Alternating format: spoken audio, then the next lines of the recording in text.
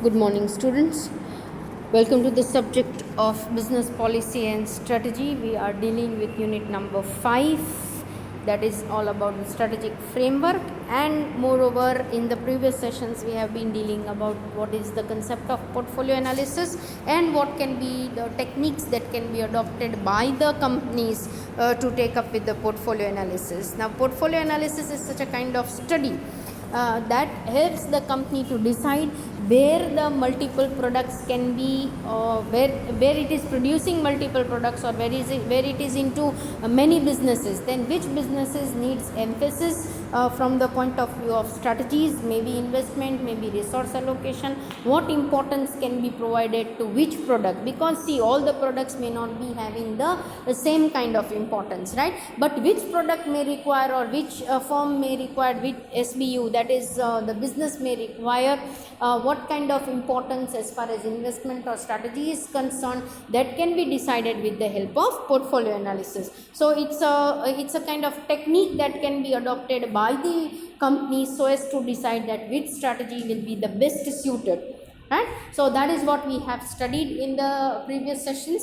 As far as the portfolio analysis is concerned, it can be taken up with so many techniques, as we can see it: BCG, GE, product market evaluation, metrics, etc. As far as the first three techniques are concerned, we have already seen it in the previous session, that how these BCG technique, that is Boston Consultancy Group model or metrics, can be used, how GE 9-grid model or metrics can be used, as well as the product market evaluation metrics, which is more or less dependent upon the product life cycle, and the 7 stages have been explained by Hoofer, through which we can find out that if the company or if the product is in this particular stage, then this strategy can be adopted. In today's session, we will be going further with the experience curve. As you can see it with the interesting diagram, we can understand and remember these model very easily. We have already seen with the BCG technique consisting of star, cash cow,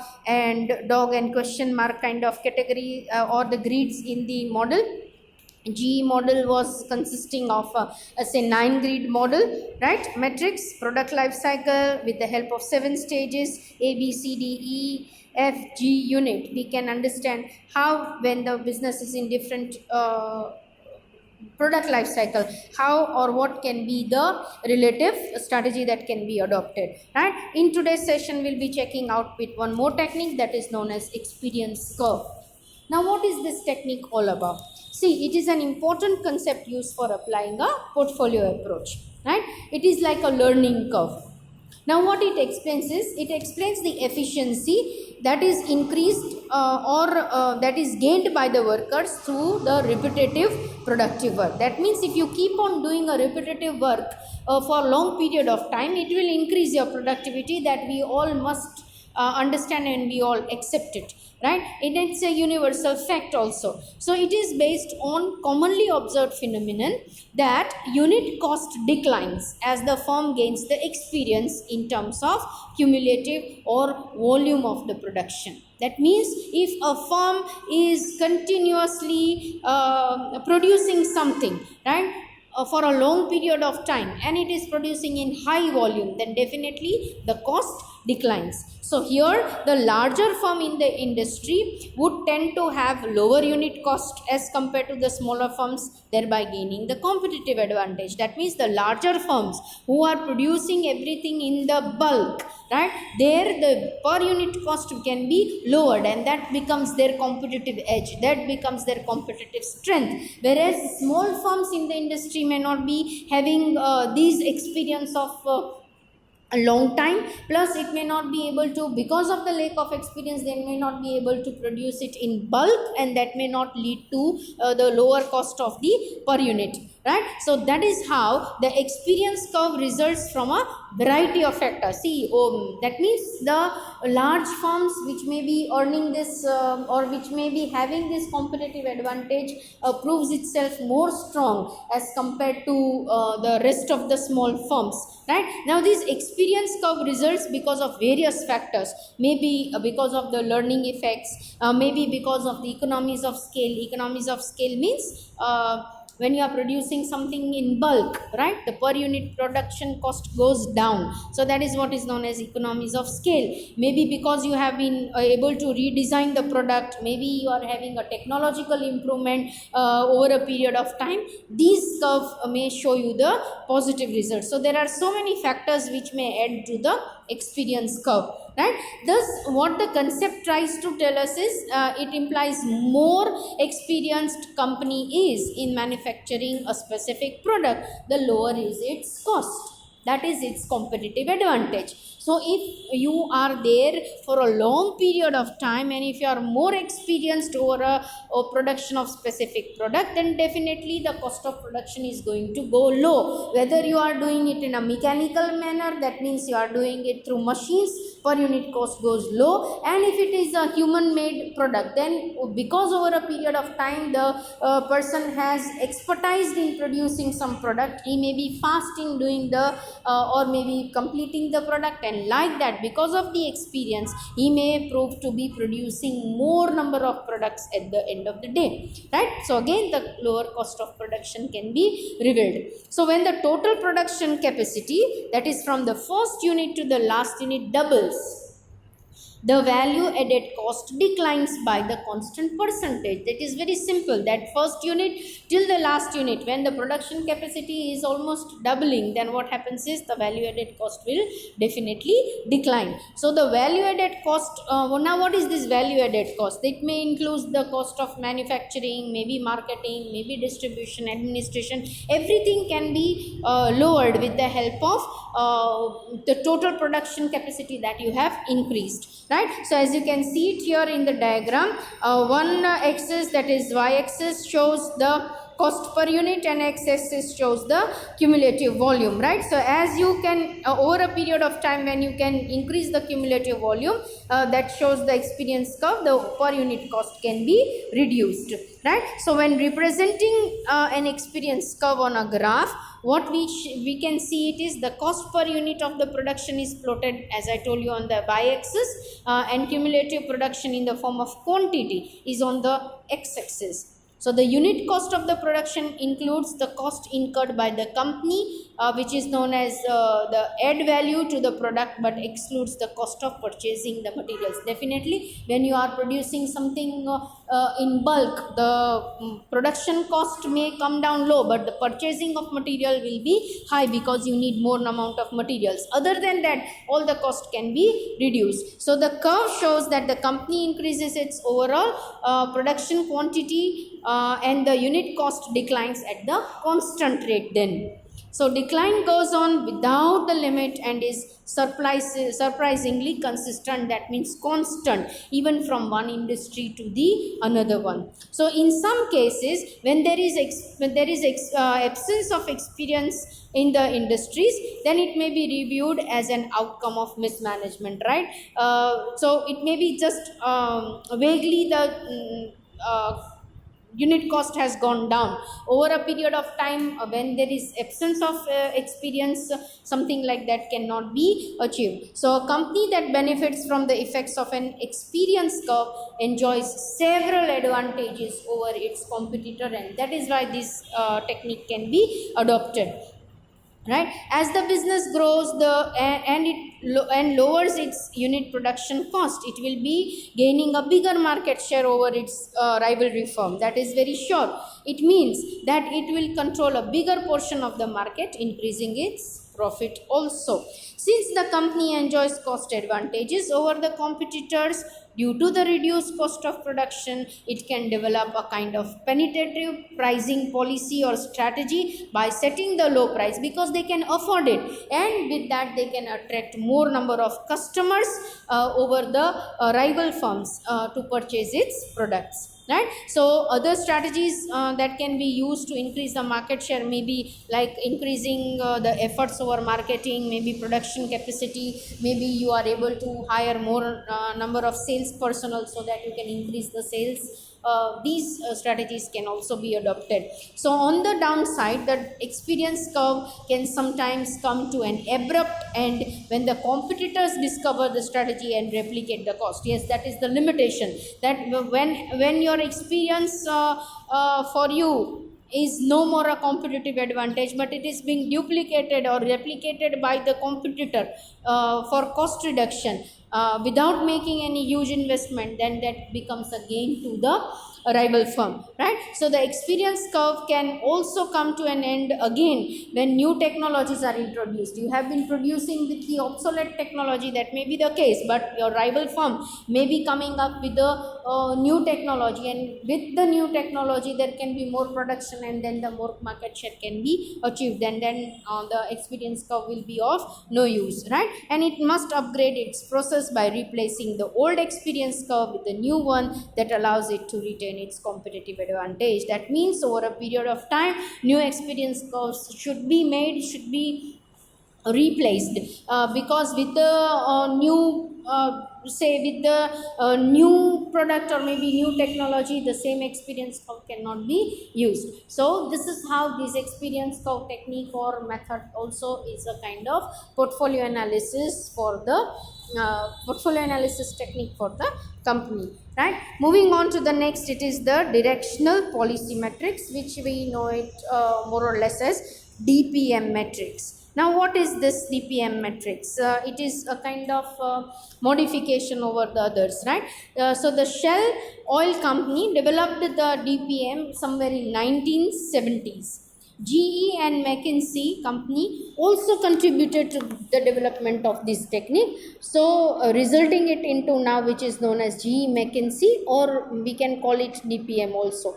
Now in this DPM, the vertical axis is defined as market attractiveness, right? That means in a DPM, the vertical axis, as we have been seeing in BCG technique, GE technique, it shows the market attractiveness, right? And on the say on the horizontal axis, it is the competitive strength of the firm. So the individual factor that comprises of the market attractiveness means all those factors which are comprising of market attractiveness, they all can be considered as the say the external variables, right? And all those factors which refers to the say the competitive strength, that may be considered to be the strength of the company, and that is why they are known as the internal variables. Thus this is a form of portfolio analysis that is used to position strategic business unit, that means SBUs, relative to the attractiveness of their relevant markets with the competitive strength that the company has. And the metrics helps in focusing attention on the key environmental issues also, and it tries to find out the and takes into consideration the individual business units say strength also, right? So again, the DPM can be expressed in the form of the grid that you can see it here, right? Competitive companies' competitive capabilities on one hand, and we can find out the market attractiveness on the other end. As you can see it, unattractive, average and attractive kind of variance has been shown here. If it is attractive, double or quit, that means we can use the investment, or either we can quit because the competitive strength is weak at that time. So a matrix of two variables are being say associated, and then the strategy is being framed, right? If it is having the average competitive strength but the attractiveness is say comparatively higher, then we can make the harder efforts towards it. And when the strength of the company is strong enough, and the attractive is the say the external environment or the industry itself, then the leader can be, or leadership kind of strategies can be developed. Likewise, for the average and unattractive phase, the different types of strategies can be used, right? With the help of this placement of the product and the firms in different categories, we will come to know as to which strategy can be adopted, right? So this is how the grid can be mentioned and can be maintained. It is more or less known as GE metrics, or it is a kind of named as GE McKinsey or DPM kind of metrics, which shows again the attractiveness, combination of attractiveness and the competitive strength as internal strength, and the attractiveness as the external factors. When you try to relate them, and when you try to coincide, we can find out the strategy best suited in the different situation. So this is what is all about the DPM technique, right? We are moving towards the sixth and the last second, that is known as life cycle portfolio matrix. Now this is also another concept of LPC, right? Life cycle say that is the life cycle portfolio matrix, commonly known as the life cycle technique, right? This is again a portfolio technique. It is useful concept for guiding the strategic choice, means which strategies to make depending upon on which stage of life cycle is the product or the business line. We can make the strategies, we can say select the strategies best suited. So it is suggested to that product which passes through 4 different life cycle stage. We know that introduction, growth, maturity and decline stage, as you have studied earlier in marketing also, right? A company or a product or a business may be in a different product life cycle stage. It starts with introduction, growth stage and the maturity stage, and then ultimately it meets with the decline stage, right? So with this, where the product is, in which stage it is, and how the strategies can be adopted, that is all about this LPC kind of matrix, right? So let us see it. If it is the product is in the introduction stage, that it is the first stage of PLC, that is known as product life cycle. So in which the competition is almost negligible, prices are high and the markets are limited, right? You are not there, you are not beating the competition, you are not having too many competitors in the market, the prices are also high, that means you can skim the cream, right? As well as the markets are also limited. Next, the growth is at a lower rate because of the lack of knowledge to the customers. So customers maybe are not aware about the product that has been newly introduced to the market, but that is why the growth rate is lower. But yes, somewhere in future this can be turned up into the growth stage, which becomes the second stage. What happens here is, here the demand expands rapidly because it is a growth stage. Naturally the demand has to rise, the prices fall, competition increases because other firms find it attractive to enter this area, and the market likewise expands. So because the customers again have got the knowledge about the product, they show the interest in purchasing it, and that is why it is a growth stage, right? When it is in a maturity stage, what happens is, here the competition gets tough because already the product has matured, the growth has already been achieved, and the markets gets almost stabilized here. So gradually what happens is, profit starts falling because of the competition. The profit gets distributed over the competitions or the competitors, and at this stage firm needs to work for maintaining the stability. So what the efforts are to be made on the company's part is that at least this maturity stage can be enlarged, or it can be say made more long, so as to earn at least a suitable amount of profit, or maybe the stable amount of profit can be earned at this stage. This is what is known as the maturity stage. Now what happens at the decline stage? Then in the last stage, what happens is, the sales and the profit both falls down. It is a dog stage of BCG matrix, right? Both fall down sharply due to entry of new products. And a combination of strategies can be implemented so as to either stay in the market or completely diversify, or maybe there is divestment or maybe retrenchment. That means we do not invest more of the resources into it. Instead, we withdraw the strategies would be to withdraw the resources, because almost now the profit is not seen, the growth cannot be taken up because of the entry of the new products, and your customers diverted towards the new product. So this is almost the last stage of any product. From there, either it can be completely rejuvenation of the product, or it may be complete withdrawal from the market, right? Thus it can be used to diagnose a portfolio of the product in order to establish a kind of stage at which the product exists, and depending upon the diagnosis, appropriate strategic choice can then after be made. So the product life cycle, as it suggests 4 stages, and you have to decide, or the company decides as to which product is in its which stage, and accordingly then the strategic choice can be made. So that is what is known as the product life cycle stage. So in today's session, what we have done is we have taken up with three different types of say the techniques. Experience curve, that means more the experience the company is, lower will be the cost of producing it, and that will give the competitive advantage over the others. And if your product is in its experienced curve or experience stage, then you are having the stable and kind of a secured position, right? The DPM technique, that is directional policy metrics that we have seen, it is generally known as DPM or maybe GE McKinsey techniques, right? Wherein it is more or less like a GE technique with the 9-degree model, and it shows the market attractiveness on one axis, and the competitive strength on the other one, that is internal strength. So have you match your internal strength with market attractiveness, whether it is attractive, average, or it is totally unattractive, depending upon your strength. When you relate the strength with the external